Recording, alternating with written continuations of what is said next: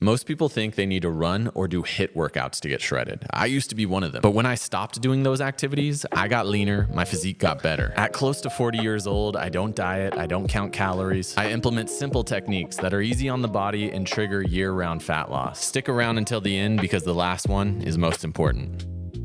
My buddy Cody from the Stone Circle got completely shredded without changing his diet at all. What was the secret? Walking 20K steps a day. He used one of those walking pads at his desk while he worked. He said the previous year, he got to a similar body fat percentage, but he was basically starving himself. Not long ago, humans were on their feet so much more throughout the day. Getting your steps in covers a lot of bases. Some people fix their back pain and tight hips from just simply walking more. It doesn't feel like working out. It's actually energizing and builds momentum. Now, 20K steps is kind of insane, but 10K steps is completely doable and can be life-changing. I used to load my boys up in the stroller and go for long walks. Now they want to walk, they want to ride bikes. It's become harder to get the steps, but I have a secret. I pace during my workouts. I don't sit down between sets, I'm constantly moving. I usually get around 4K steps during my workouts, which is kind of crazy. Add in a couple quick walks with my dog and family, I'm sitting in the 10K range easy. You don't need to bite all this off at one time. Starting with 6 to 8K can build momentum. Other fitness coaches have said the same thing. Work hard to build muscle, work slow and steady to burn fat.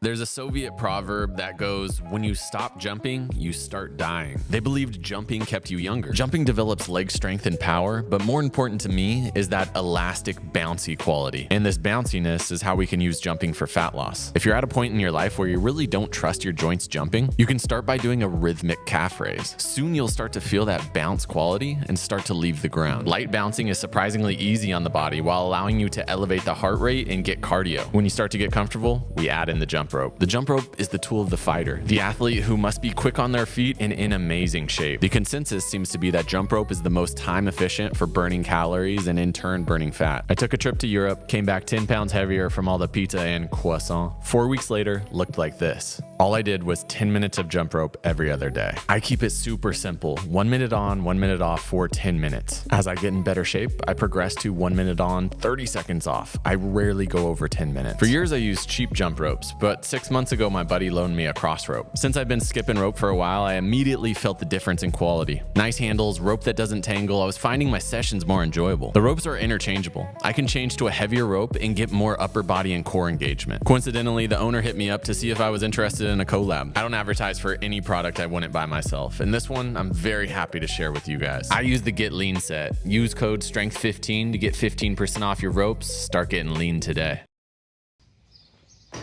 Walking is the tool of longevity. It keeps your joints happy and your body fat low. Adding in some resistance can take these results even further. Dragging a sled builds your leg conditioning like crazy. Opposite of the jump rope, your foot pushes into the ground for a long period of time to move the weight. My friend Knees Over Toes Guy says this is an extremely safe way to build the legs because you're not loaded through the spine. And it's primal. Humans have been dragging things since the beginning of time. It puts you in that strength endurance state where your heart rate is elevated, your blood is flowing, and you challenge yourself to keep going. You build foot, leg, and hip strength, but you also burn a ton of calories doing it. Now, I don't do too much. Couple times a week, I throw this in as a warm-up. 1 minute on, 1 minute off works great. Or go a bit slower, try to do 5 minutes straight. And for a similar conditioning effect, we can simply carry something. Load your walk with a dumbbell or kettlebell in your hand. The weight's trying to break us. We have to resist it. Now we're working leg, core strength, posture, spine stability. I have a friend who takes a light kettlebell on a walk around the neighborhood with him. At first, that thing feels like nothing, but you get 2 miles in, shoulders aching, heart rate's higher, there'll be no question that you're conditioning your body the right way.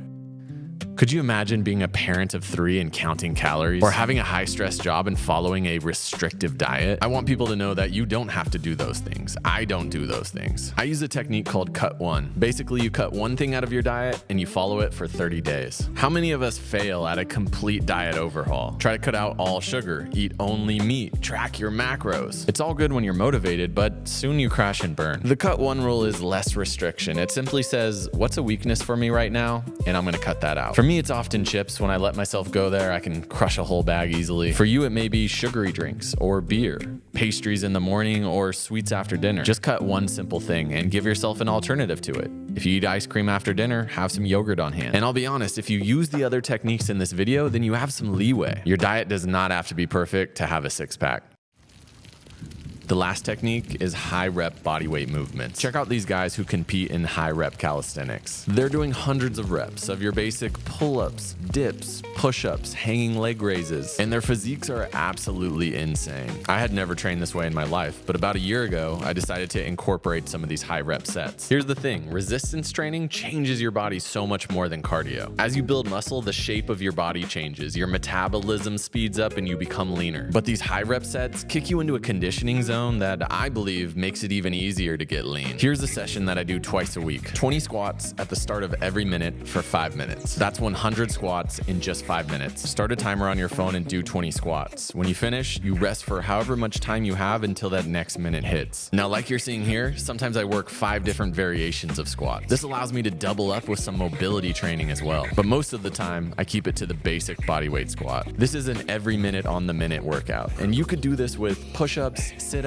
dips, hanging leg raises, anything. The way I train my push-ups is to do 1 to 2 max sets daily. Not too failure, but a few reps shy of it. We think we need long gym sessions and tons of cardio, but I'm always amazed with how much you can change with 5 minutes of push-ups, 5 minutes of squats a day. Here's your invitation. Start doing some simple movements daily. Cap it at 10 minutes so it'll be easy to get done. Watch your body transform. What about running? I love running, yet the accumulation of miles can be hard on the body, and I want to maintain my mobility as I age. Don't take on all of these. Choose 1 or 2 and get consistent. What would you add to the list as number 6?